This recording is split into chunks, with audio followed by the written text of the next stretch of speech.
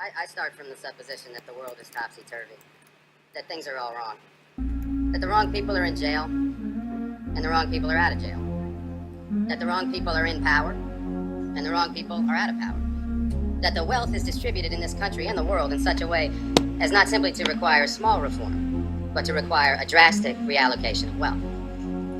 I start from the supposition that we don't have to say too much about this because all we have to do is think about the state of the world today and realize that things are all upside down. Now, if you don't think, if you just listen to TV and read scholarly things, you actually begin to think that things are not so bad, or that just little things are wrong.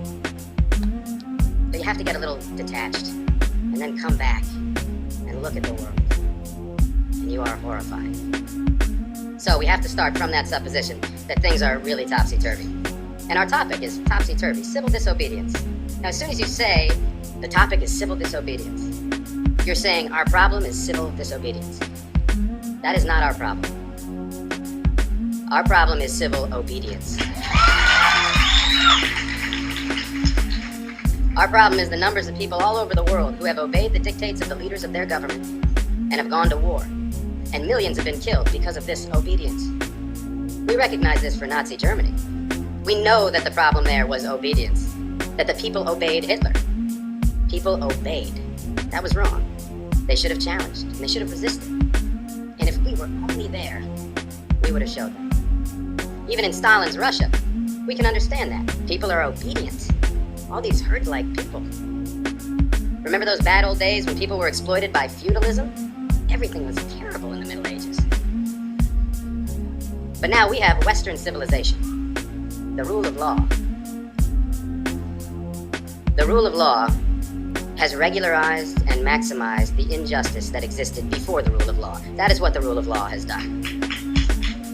When in all the nations of the world, the rule of law is the darling of the leaders and the plague of the people, we ought to begin to recognize this. We have to transcend these national boundaries in our thinking. Nixon and Brezhnev have much more in common with one another than we have with Nixon. J. Edgar Hoover has far more in common with the head of the Soviet secret police than he has with us. It's the international dedication to law and order that binds the leaders of all countries in a comradely bond. That's why we're always so surprised when they get together. They smile, they shake hands, they smoke cigars. They really like one another, no matter what they say. What we are trying to do, I assume, is really to get back to the principles and aims and spirit of the Declaration of Independence. This spirit is resistance to illegitimate authority and to forces that deprive people of their life and liberty and right to pursue happiness. And therefore, under these conditions, it urges the right to alter or abolish their current form of government. And the stress had been on abolish. But to establish the principles of the Declaration of Independence, we're going to need to go outside the law, to stop obeying the laws that demand killing or that allocate wealth the way it's been done, or that put people in jail for petty technical offenses and keep other people out of jail for enormous crimes.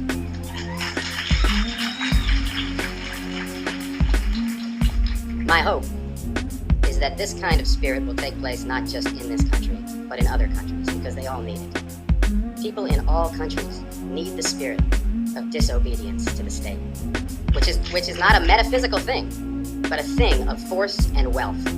And we need a kind of declaration of interdependence among people in all countries of the world who are striving for the same thing.